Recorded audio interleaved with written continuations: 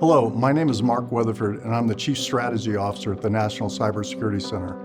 I previously served as the first Deputy Undersecretary for Cybersecurity at the Department of Homeland Security in the Obama administration, and was the first Chief Information Security Officer in the state of California in the Schwarzenegger administration.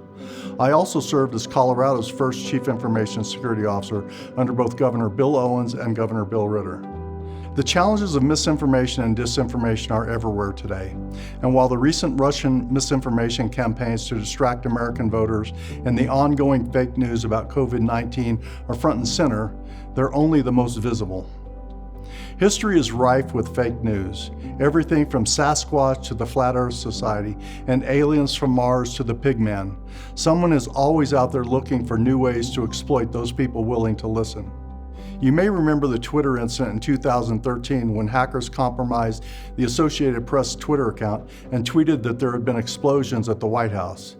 This was a legitimate source, so most people, for a very short time, assumed the information was factual. The stock market even took a quick but dramatic dip following that tweet. I recently read a story about a sign taped to an elevator in an apartment building informing people that using the elevator would soon cost $35 a month. The tenants were outraged and launched a social media attack on the building manager, only to find out that it was a prank. Unfortunately, the damage was done, and cleaning up the mess took far longer than starting it. A quote attributed to Mark Twain goes, "A lie can travel around the globe while the truth is still putting on its shoes." With the vast reach of social media today, that quote should be amended to say, "A lie can travel to the moon and back while the truth is still sleeping." Misinformation is simply false information, while disinformation is the intentional spreading of that misinformation. While the strict definitions are slightly different, disinformation is a challenge today because social media has created vast opportunities for sharing information that simply didn't exist just 10 or 20 years ago. Combating disinformation is a challenge, make no bones about it. But there are a few things we can all do, and they involve critically thinking about and evaluating information before sharing it. It's an unfortunate sign of the times that we should all be a little paranoid about what we read online today. Here are 8 things to critically evaluate before reacting to social media clickbait. 1. Can you readily identify the source of the information, and is the source credible? Sometimes it's difficult to determine, but if it sounds sketchy, it probably is. 2.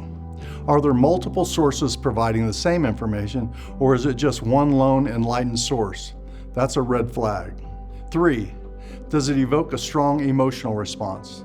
Memes have become notorious for generating quick emotional responses because it's so simple to just repost or retweet a meme without even thinking about it. 4. Does it sound absurd on its surface? Again, sketchy probably is. 5. Check the dates. Stories and pictures often resurface years after originally posted, usually with just a new twist on the message. 6. Is it time sensitive or is it going to cost you something? These are always red flags. 7. Does it appear to be just satire or is someone just trolling for fun? 8. Does it leave you with questions like, something seems missing here, or these facts don't add up to a complete story? If so, maybe dig a little deeper before becoming another victim in the thread of disinformation. Disinformation and fake news are tearing at the fabric of our national and even global society, pitting family members against family members, friends against friends, and political parties against political parties. All of us need to be consciously aware of how we're consuming information, and more importantly, how we're sharing and spreading information to ensure we aren't contributing to the problem. With some simple critical thinking, we can all be part of the solution.